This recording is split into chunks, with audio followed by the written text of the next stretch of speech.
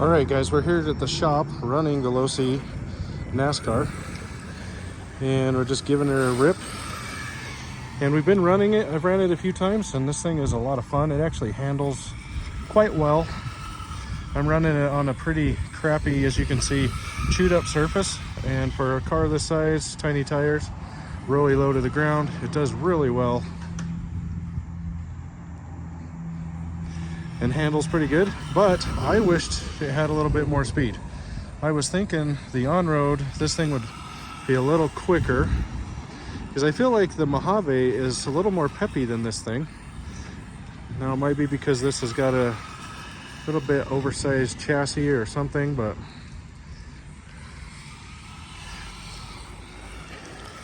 the thing has a really good, I mean, Losi tuned this thing. They must have really did a good job of getting everything set up. It's really easy to correct when it starts to spin out. So I have a GPS in it right now because I have a brushless system that's been laying around that I think will fit perfect in this. Actually, I know it will. So we're gonna see what the speed difference is on 2S. Now, I would say if you are running, racing, like if you're, say, using the lines in the parking lot for a track, and you're racing against people, I think the brush system is pretty decent, because there's going to be a lot of crashing and you can overpower. But seeing how we're not really doing any racing right now, I'm trying to get some guys into it. But this thing handles really well. I would like to see how it does with the soft tires on it, because Losi has a set of soft pre-mounts that you can get. Anyway, let's see what the top speed is on this thing. I'm pretty sure a lot of you have already seen the videos on it, but I'm just going to do it for test purposes for this video. See if we can get...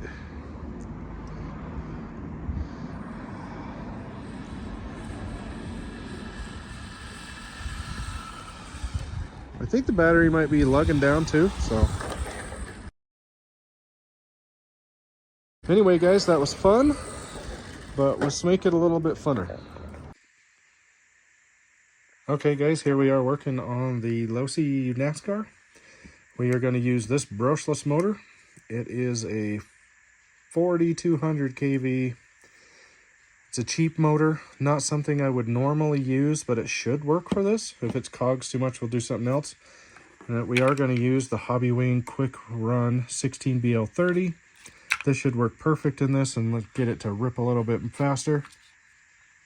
This is a 2 and 3S LiPo speed controller. We'll have to change the plug, and we'll get that all dialed in. You can see this thing has all metal gears, steel drive shaft, ball bearings. We are going to upgrade the servo, but not today. I don't think I have all the parts that I need to hook this part up. Maybe, maybe not. We'll look into that. And yeah, that's what we're going to install in this. As you can see in the video, it is at 18 miles an hour. I know I've seen people get like 21 out of these with the stock system. So this should get this, I'm hoping, over 30 miles an hour on 2S, if not quicker. And there we go. We got the Quick Run 30 amp ESC in there. This no-name brushless motor. It's a 4200 kV. We're using a cheap radio system just because it was already set up. All right, guys, we got this thing on 2S. We went up to a 21 tooth pinion, which probably could go higher possibly. There's all kinds of tuning options with the extra motor plates that you need to order to change the pinion. It comes stock with a 19 on the brush system. It is significantly faster. It's not blistering, but I think for this size of car, it's pretty good. It does have a very cheap motor in here. That probably, if I changed it over to a Hobbywing, it would probably be a lot smoother. It really cogs on the low end, which is typical with pretty cheap motors. The Hobbywing system is a pretty good one. Just a little 30 amp.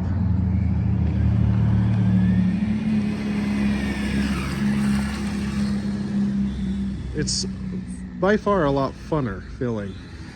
On 3S it'd be probably stupid fast, but I wanted to keep this within reasonable to drive, maybe even race if we do some racing. And if you get it too fast, it's unraceable. It'd just be too much. This actually feels really good. Ooh. You know, now it'll spin the tires.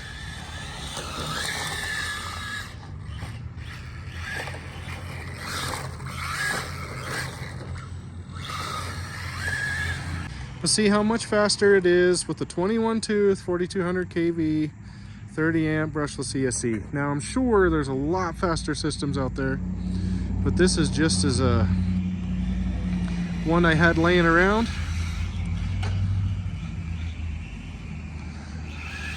It is significantly more torquey, feels a lot better. It's not blistering fast, but like I said, if you was to race, this would probably be as fast as you would want this thing to go. Because you're not racing, when you're racing, you're not really getting a lot of full speed runs.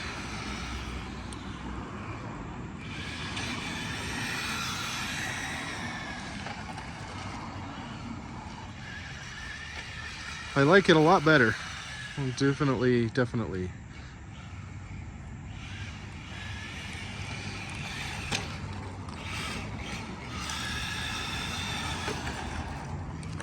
Okay, let's see what we got for speed.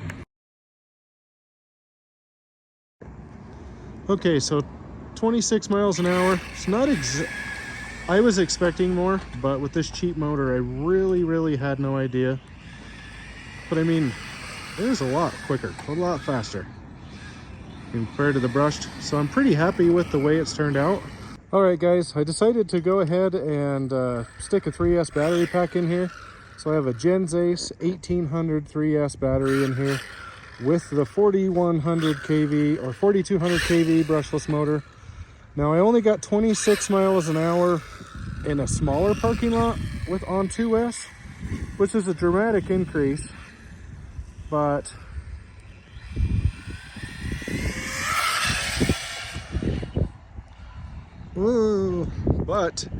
was not enough. I thought I'd try 3S.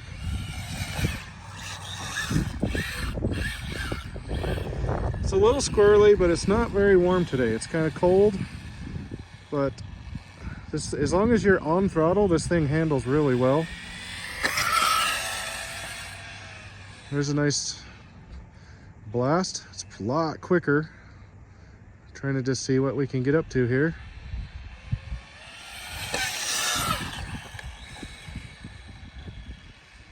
Very stable. This little car amazes me how well it handles.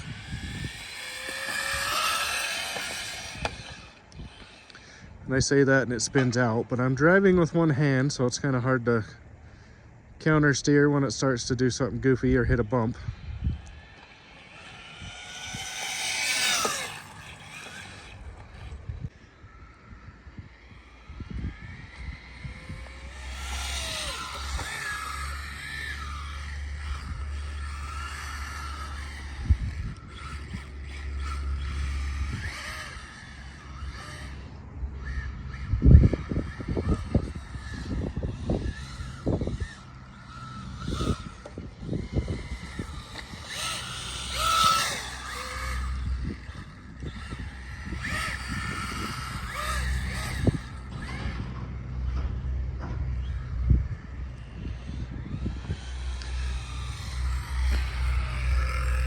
Okay, before we check the speed, let's do one last little blast here. All the way out. Whoa.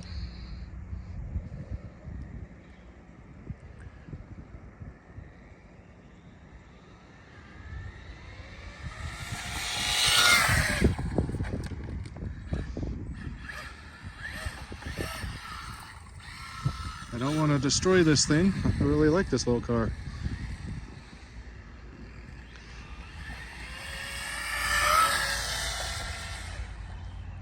Ooh.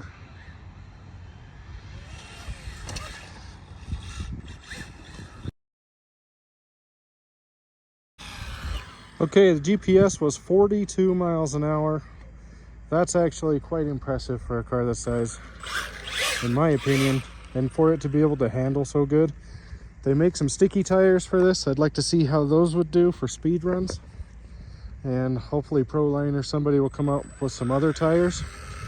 But the handling of this thing is really good. I mean, it's set up well, and for its size, I expected it to kind of suck. But they did pretty good with this one, just like they did with the Groms. This thing handles speed pretty good. So